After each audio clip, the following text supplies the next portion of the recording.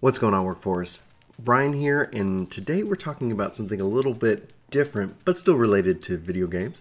So, Square-Enix has released their financial report for this last quarter, and obviously right now they're doing quite well, driven by the success of Stormblood, of Dragon Quest XI, of NieR Automata, Final Fantasy XII Zodiac Age, Rise of the Tomb Raider, Final Fantasy Brave Exvius, I can't even pronounce it. They're really in a good position, and the one thing, there's a couple things that this financial report, kind of, I guess, steers us to, or at least hopefully gets us to that right level of excitement. We'll get into Final Fantasy XII's announcement here just in a second, but pretty much from that perspective, they're talking about from now until E3 that they've got some major announcements planned. Now, I know if you're like me and a big Final Fantasy fan, they've been teasing us with Final Fantasy VII Remake for a while.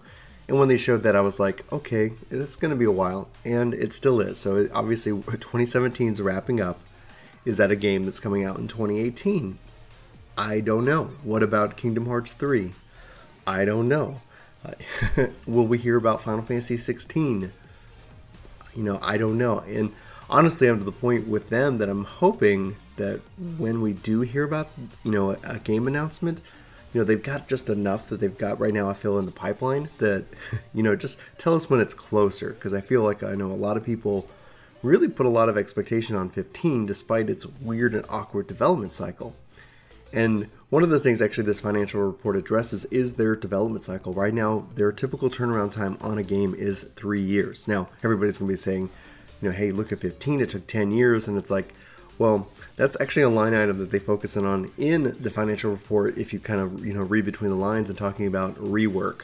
And as a developer, nobody likes to do rework. It's just this work that you have to redo because of various things. That can be also for various reasons. And the thing that they've been focusing on is actually reducing that rework due to, good planning in the first phase. So good on you, Square-Enix. That's it's harder than it sounds. It is really harder than it sounds when you think about what's going to happen over the next 3 years. How you can steer that ship. And I honestly, and maybe this is just me being a little overzealous about my love of Final Fantasy XIV. I think a lot of this is still on how Final Fantasy XIV changed Square-Enix's development life cycle. Yoshi P came in, he brought in this process, he uses a kind of a hybrid agile, and if you don't know what that is, let me know in the comments and I can talk to you guys about it. But a hybrid agile model for them, and that's good, and you can kind of see how they're able to kind of work on their backlog and get those things out. And obviously, whether you are still playing 14 right now or you're going to come back at some point in the future, the success of 14, the merchandising, all of that has really helped them out. And so we're obviously going to continue to see, growth in there. And they do reveal that, Stormblood brought the largest amount of subscribers and a huge spike that they have seen since the launch of A Realm Reborn. So good, congratulations. They also in this, financial report revealed that Final Fantasy X is going to be getting its own expansion. So Final Fantasy X, to my knowledge, hasn't been expanded on.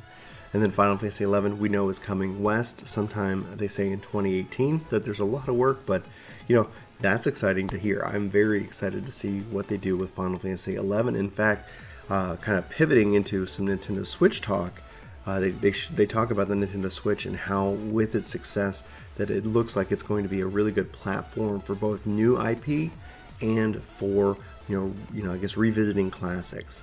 If you guys haven't checked out the Octopath Traveler, which they also announced that has had over 45,000 downloads and people participating in the survey about the game, it is gorgeous. It is a beautiful game that should not be missed. And in that vein, I was like, man, I could easily see them doing the older Final Fantasy titles in this art style. The art style that they've released for their re-releases, like on the phone and mobile and things like that, have left me with mixed feelings, because like you look at Final Fantasy 3 and Final Fantasy 4, those kind of have that 3D, they did it for the DS, kind of that modeling, and that obviously took a lot of work. You look at Final Fantasy 6 for, mobile, and honestly, the art style in and of itself, I get why they did it that way, but it doesn't resonate. I guess nostalgia gets the best of me, and I prefer that style. But man, if they were able to do like Final Fantasy VI in the style that we see with Octopath Traveler, okay, yes, you have my attention.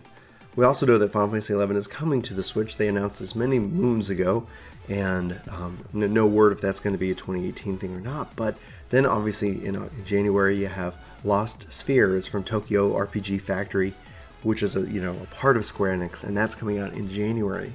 So there's just going to be a lot of representation, and they're saying in this that they're going to be preemptive and continue to invest in the Switch.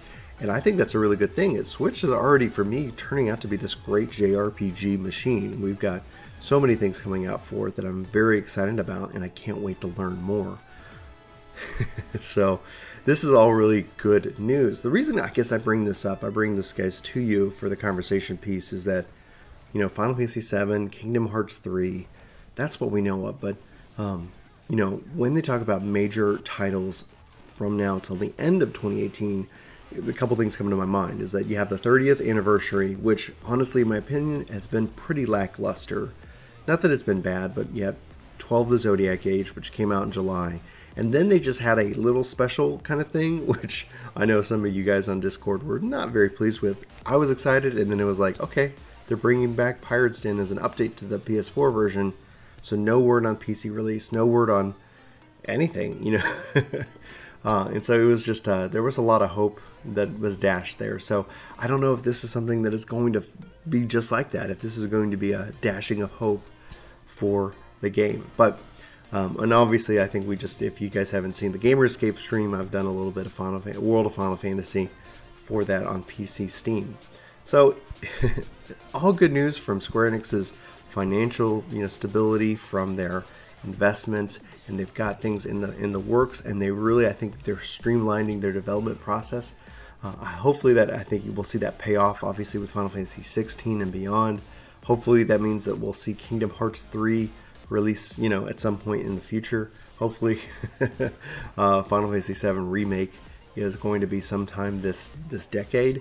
Yeah, you never know. They said that there's just a lot of work to be done. They're talking about episodic. We really haven't talked a lot about Final Fantasy 7 Remake on the channel, but maybe we should. Maybe we should have that conversation and kind of go from there. But I'd love to know what you guys are thinking about this and any of these topics. It's a wide range of things. It's Square Enix, financial health, which is great. Switch, some very exciting stuff happening there. Can't wait to see where they go with it. I'm hoping, honestly, from you look at their back catalog, just with Final Fantasy alone, there's a lot that it would be really great to see, especially from kind of the remake.